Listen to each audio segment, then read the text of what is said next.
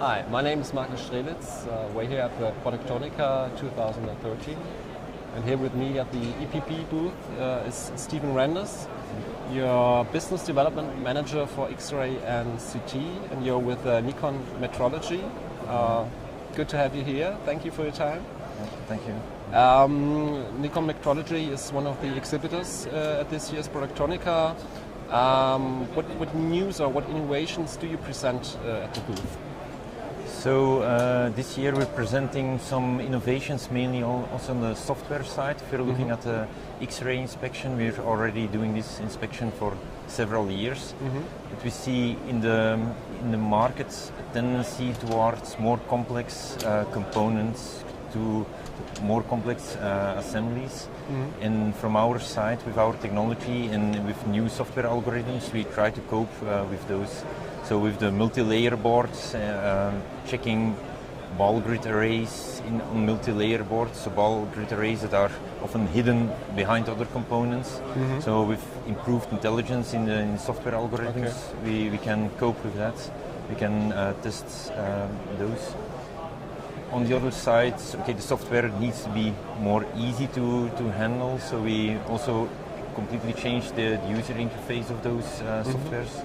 So that's all this inspection, this extra inspection that we need because of the more complex components, that it's accessible for everyone, not only for engineers on high level. So that's one of the X-ray domain of our products.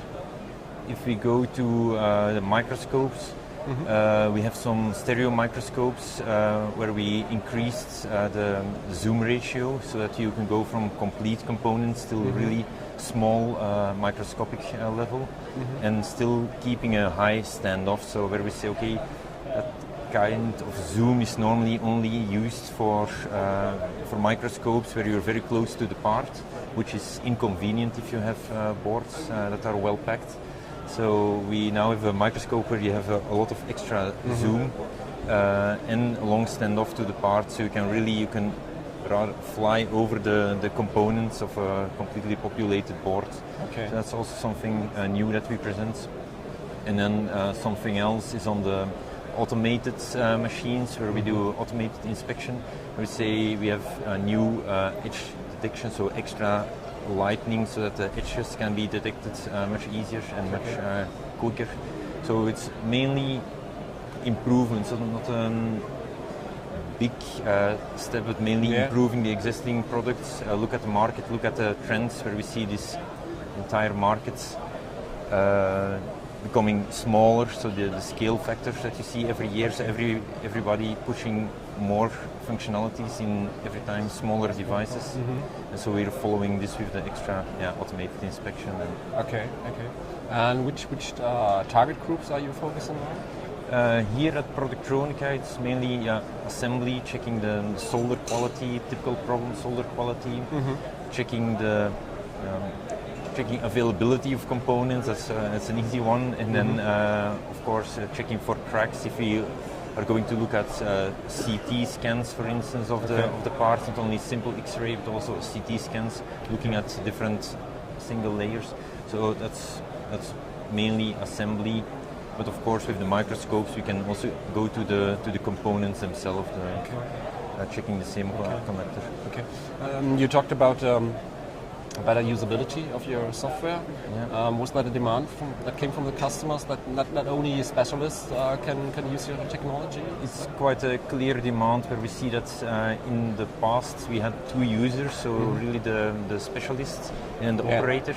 And the specialist, he needed also to program everything, so then he programmed everything, and afterwards the operator was just filling the machine all the time. And now by making that the learning curve much shorter, we see that we can also get some operators or technically interested people that can work, can do some small programming, maybe not an advanced thing, but we see that this was needed, not to have not to require engineers all the time just to program a simple inspection. You mentioned some trends, some developments that are now going on in the market.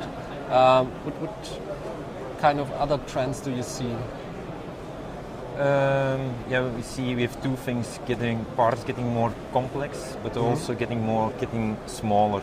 Okay. So those are two main trends. Okay. Also the much higher the reliability of components needs to be much higher than it was years before. So some years ago we had less electronics in cars, we had less electronics in all our devices. So if then one component breaks, the chance that it stops completely, then the entire car is smaller. But now it's so full with electronics that there are so many risks, so that the reliability of each of those components needs to be much higher. So which again requires more testing. Yeah, okay. You're responsible for CT. I think CT is a technology that's now playing a much bigger role now. Do you see it the same way, and what do you think? What are the reasons for that? I think one of the reasons that it's only now growing is that years ago the computing power was not sufficient, so that it took very long to do a CT scan or to reconstruct all the CT images. Now we see that we can do CT scanning in some seconds, minutes, a complete CT scan.